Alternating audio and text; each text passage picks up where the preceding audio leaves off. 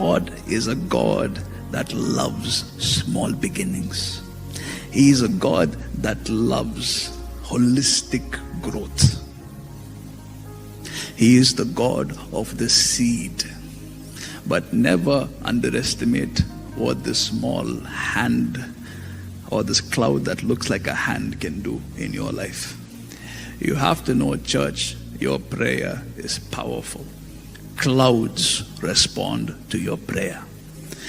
The weather responds to your prayer.